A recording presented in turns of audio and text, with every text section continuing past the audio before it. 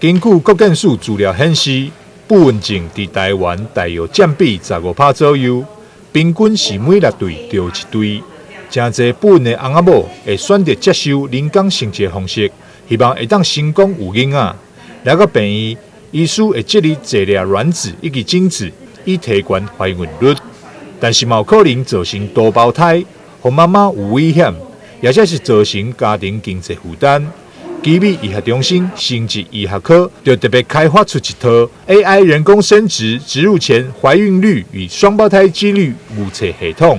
用来分析怀孕率以及双生的几率。试管婴儿疗程过程中取得的卵数，或者是他先生精虫的状态，他如何受精的方式，比如说他是使用 IVF 就是人工受精，或者是 ICSI 就是显微受精等等的这些疗程中的这些发生的事情，也会影响到他最后怀孕的成功率。那我们研发的这个 AI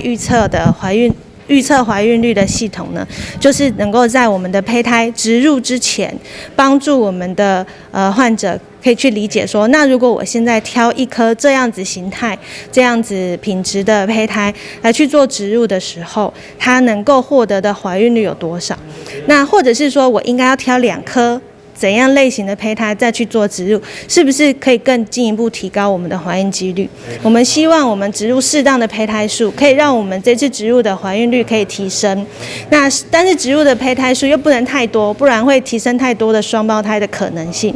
有些人是喜欢双胞胎哈，但是呢，双胞胎如果顺利生下来，大家都会很开心，但是后续而来的经济压力当然也是很繁重。阮仁宇医师说明，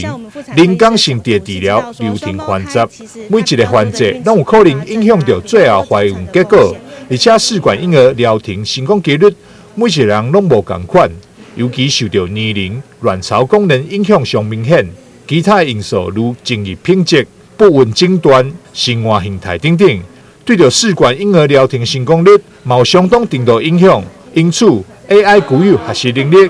会当运用复杂演算法学习，所以特别适合应用在资讯量非常大生殖医学领域，结合人工生殖甲人工智慧技术，相信 AI 预测系统将会是未来的趋势。台南新闻张秀伟采访报道。